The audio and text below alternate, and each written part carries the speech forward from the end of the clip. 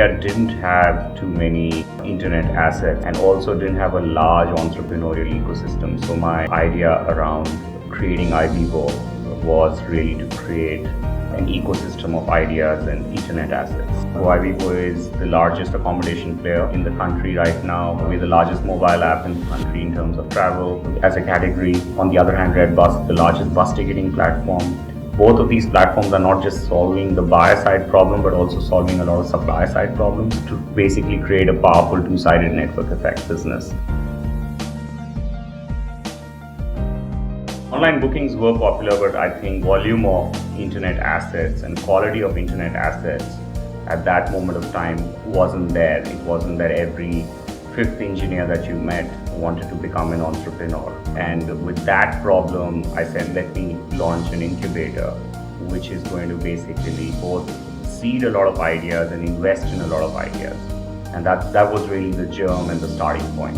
Our travel assets and our payments assets were the ones which we saw gaining traction, and those are the areas which we hence developed from 2009 onwards.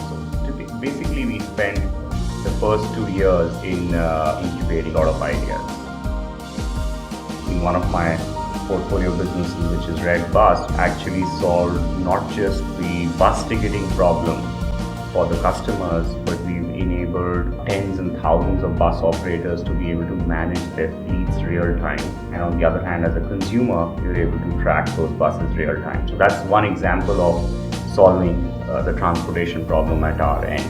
Another example is carpooling with rising fuel bills, with essentially so much of traffic. We launched Ryde with the thesis of consumers being able to, on one hand, be able to save money by sharing the ride. On the other hand, also being able to socialize. So there's a huge social dimension to the application where new people are meeting each other, but of course after seeing each other's profiles, trust meters, and so on and so forth.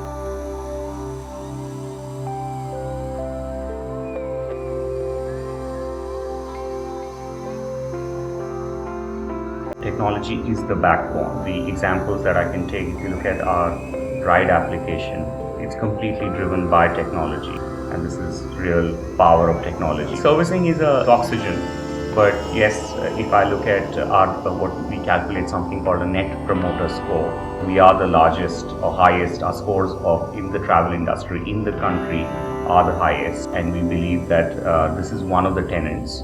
Being able to deliver reliable service to you, being able to deliver, let's say when you're rescheduling something very quickly, being able to deliver or give your money back. So if you go back in time, when you were traveling to Bangalore and let's say your trip would get cancelled, which the use case is 20 to 25% of travelers do cancel their trips, it would take almost 2 weeks to 6 weeks to get your money back. We're processing that almost instantaneously, which I think is hugely valuable. We really focus very, very hard aspects like delivering you really fast results, reliability, and a huge amount of value in customer service. And we are trying to not just solve the problem of the traveler, people like you and me, but we're trying to solve lots of problems for the supplier, for the inventory owner. Key vision for us is from the time a hotel owner sets up his shop and needs whatever technology, we should be there in the value chain. I've known him for 9 years on a very family base, in a very, very close friend basis now. I didn't know him before that. We moved into the same neighborhood 9 years back, and that's how I know him very well now. I think he is one of those people that I look at as true entrepreneurs. And true entrepreneurs have to take the risk, and he's taken that risk. Usually a person in a particular segment of his lifespan becomes more conservative. When you have responsibilities, you're married, you've got children. What it does is it tries to give you a comfort level where you want to work in a company and you get a 9-to-5 job. I think he came out of that to start something on his own. And look at where Ibibo has gone. I feel the best pivot from something which is to do with gaming all the way. I knew Ibibo as a gaming company, Ibibo was all, and then going to travel and then creating a mark in travel and being a leader in the travel industry. That only an entrepreneur can do, and I think that's what he's been able to do.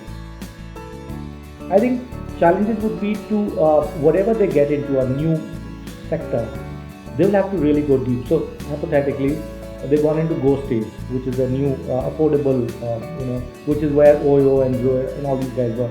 Now you got an Oyo, you got to battle a beast. So you'll have to be really nimble. How would you be better than them? So yes, you have more people coming to your site because you are an aggregator of travel. You are a travel, let's say destination when you are online. But can you beat them? When you go into, let's say, ride share, can you beat somebody at the ride share places? So I'm just saying, so whatever you coming out with these, I'm talking about the newer verticals or newer silos within your business. How would you stay competitive? I think that is where the challenge is, which means you need far more hard work there than booking a regular airline ticket.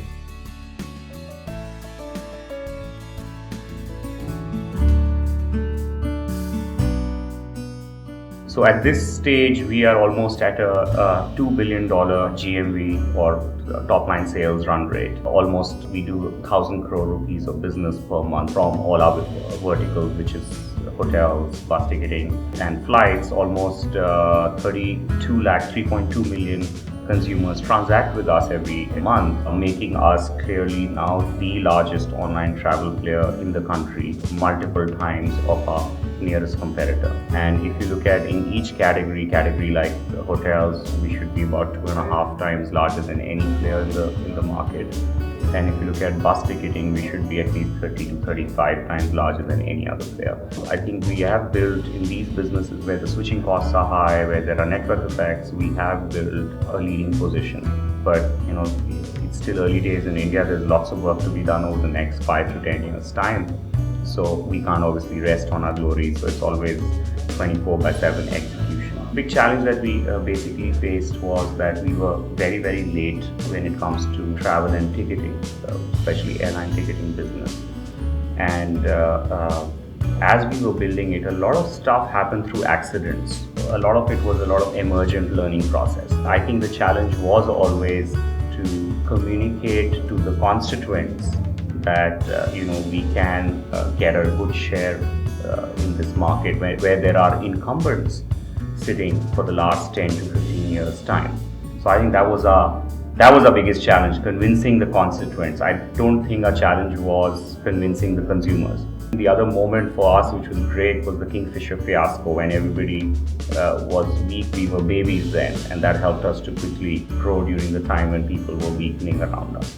So there were such episodes which happened also during this journey. So which is why I'm saying that not everything was by design and not everything is actually deliberate. A lot of it is emergent. And I think we were able to constantly see patterns and constantly see opportunities and execute upon that.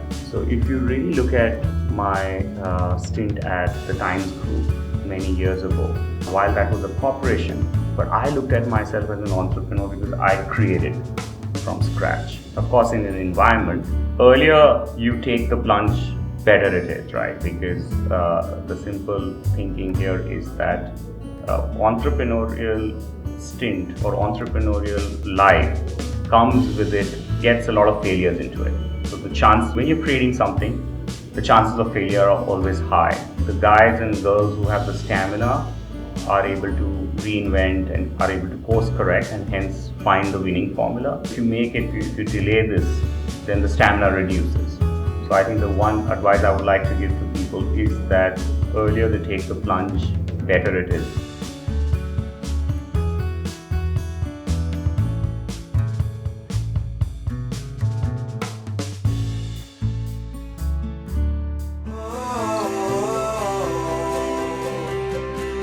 So start ignition, count to zero. I just wanna be a superhero.